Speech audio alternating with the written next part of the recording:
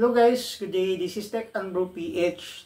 So ito pala ay isang control board ng Gemini 3200D at 3200C.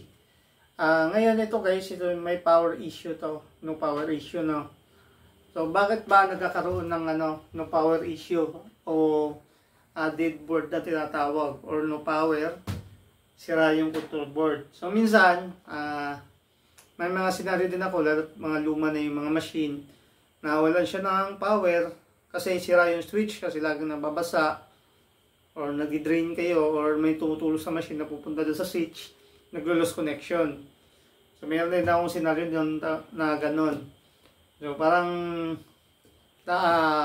dapat ma-check nyo rin yung ganun scenario kung may ilaw yung switch sa ilalim. Kung may ilaw siya at wala siyang power, no?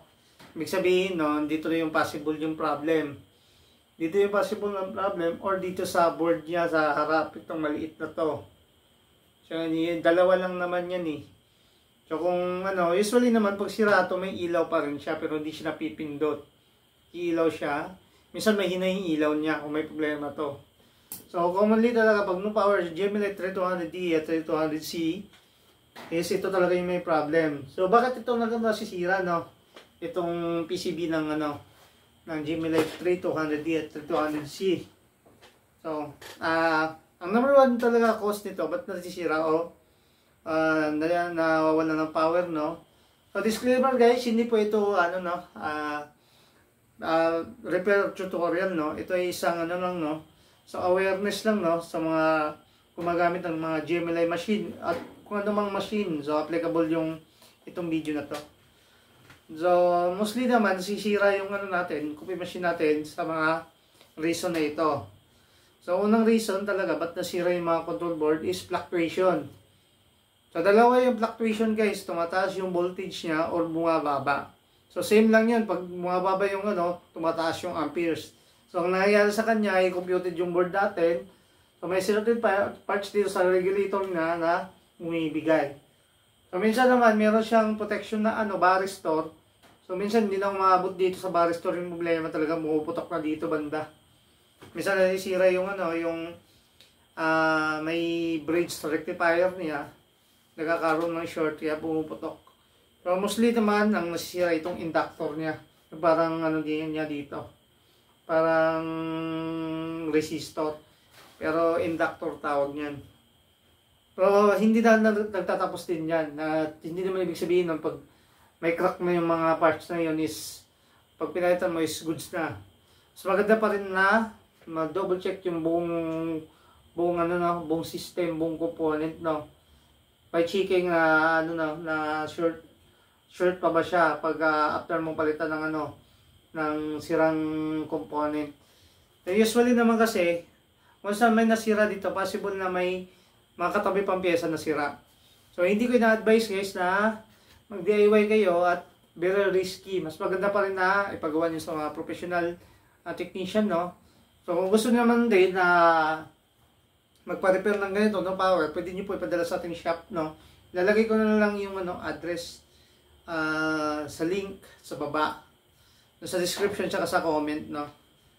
So, pangalawa naman is nagli-leak yung machine na reason kung bakit nasisira yung board. So, commonly talaga yung nagli-leak, nababasa ito sa likod. So, itong board na ito, nasa ilalim lang ito ng water tank.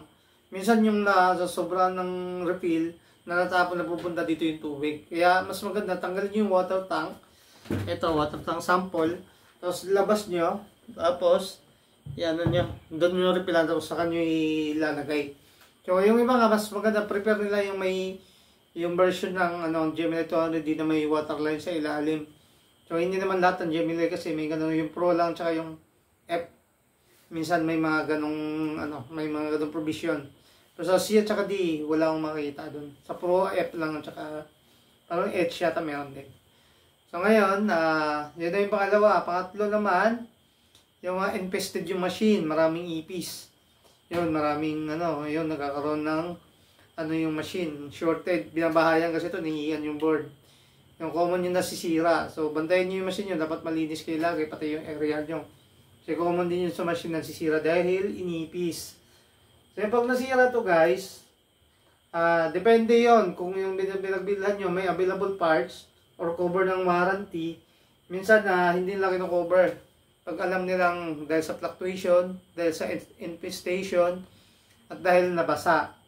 So kailangan din ng mga supplier ng na mapatunayan na factory defect yung machine. Pero kung once na nakita nila ay inipis to or nasira ng fluctuation or nabasa, maaaring ma-void yung warranty. Kasi yun yung term and condition din kasi sa company namin. Hindi ko lang iba yung sa sarili ko lang tong experience kasi yun talaga yung basihan ng warranty ng office namin dati. Pero di ko lang alam sa ibang supplier ng GMLI kung cover nila kung may mga ganung issue. Correct me kung mali ako sa mga makakapanood ditong video. So hindi naman ibig sabihin yung lahat cover. Kung naman yung nila fluctuation ay mas maganda di ba mo-cover. At least hindi na kayo mapagastos ng mahal sa control board nyo at mas maganda rin na bago. Hindi naman ibig sabihin na repair is maganda na. Pero pag maayos naman yung pagka-repair, malaking bagay, malaking tipid talaga kung magpapa-board repair kayo. Pero kung meron naman kayong pera na pambili ng brand new, hindi mas maganda, di ba? Ayos yun. Yan lang.